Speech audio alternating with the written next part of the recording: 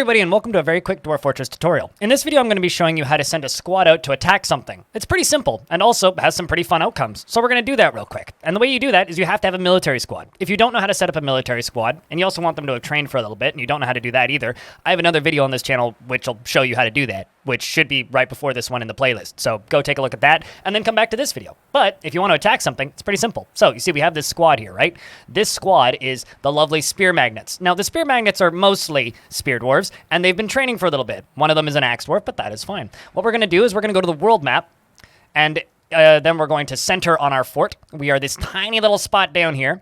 As you can see, there are many spots that we could attack here. We've got these dwarven forest retreats where they've taken over elves. We've got this whole dwarven faction that we're at war with. Our faction is the blue faction. But if we want to find somebody to attack, we generally want to go for somebody that we're already at war with because they're the ones that are already coming after us. Another tip is you want to go after something that doesn't have too many units in the location, and you also want to go after something that has some fun artifacts. As you can see, the artifacts are listed right there below the artifacts line. Generally, there are a lot of books. Be careful about raiding towers because you might get some artifacts you don't actually want. Now, we're going to pick a elven location to go raid because sometimes they have fun animals to recover. And what we're going to do is we are going to select one. So I've selected this one right here, which is the Dwarven Forest Retreat of Rounded Bear. So these are dwarves that have taken over this elven forest retreat. And we are going to go raid them. So we have several different options here. We have raid, squads will try to avoid detection, pillage, which is openly attack them, raise, which is openly attack and attempt to destroy the site, demand a one-time tribute, that's a fun one, they might bring you stuff if you're successful, demand ongoing tribute, if you are successful, they will bring you ongoing tribute, but keep in mind, if you are at war with them, they might not ever do, they'll probably just say no. So you only want to demand tribute from people that you're currently neutral with, although keep in mind it might start a war. Conquer and Occupy, this does force you to lose the squad. However, you can request them back in the future, and it makes it a part of your holdings. This is a good thing to do if you simply want to, maybe get rid of that squad, but also at the same time, stop a faction from invading you as often, because it essentially creates another AI entity in the world that exists. And once adventure mode is in the game, then you'd be able to go visit your old dwarves in that location, just as an example. Demand surrender and occupy as well will keep the current population there if you're successful, as well as occupy it, and then you can request your dwarves back from that location. Now, because we're going to use the first option, which is raid, we have several other things beneath it here. We can free captives belong to my civilization. Well, I know there's no captives there, so I'm going to remove that. Release other prisoners. There might be prisoners there, so we'll leave that active.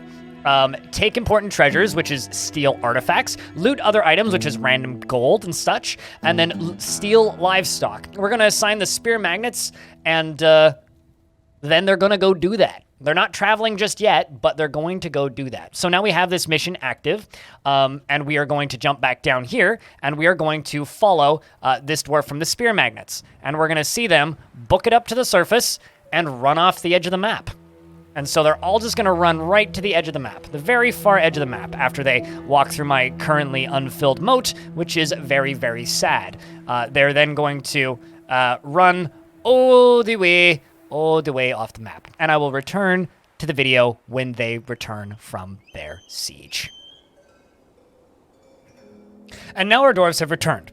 So, because they spawned on this corner of the map and kind of ran into the fort already, I already missed the train of them running in. But what we're going to do is we're going to take a look at the report from what actually happened. As you can see, there's some livestock here, so something happened. So what we're going to do is we're going to click on the map again, and we're going to click on reports. Now, as you can see, there's two options here. There's one that says spoils report for the silvery pillars, and then there's one raid round bear. Let's look at the spoils report first. So our dwarves brought back 1 copper cage and an earthenware tatlosh, which is some sort of musical instrument, 2 cougars and a moose, which is grand. We'll have to put those to good use for sure. Also, on the raid itself, as you can see, the dwarves trekked all the way across these mountains to the location, and the fight took place right up here. So, up at the top, we can see, in the late winter of 252, the dwarf Locum Fee Stakes tactical planning was superior to the dwarf Putrid Stalker Avuz. But the defenders had a slight positional advantage. So our planning was better, but their positioning was better. Now, you can read through all of this text if you like. It can get kind of funky, but long story short, if it's yellow or blue or white, that's generally fine. If it's red or purple, that's bad. So it looks like it kind of went well for us. We beat up the few who were there and made off with some loot. And that's how you raid people and attack stuff in Dwarf Fortress. It doesn't let you see the fights itself, but it does give you the written description of everything that happened. And it's still quite awesome when you send off large numbers of squads off to different locations to all do different tasks in different places and steal stuff and raid grand cathedrals, and you never quite know what's going to happen. And then a squad goes away and doesn't come back. And then half a year later, they show up with a ton of stuff and a great story to tell. It's always kind of a little bit of fun experiencing what happens when they return.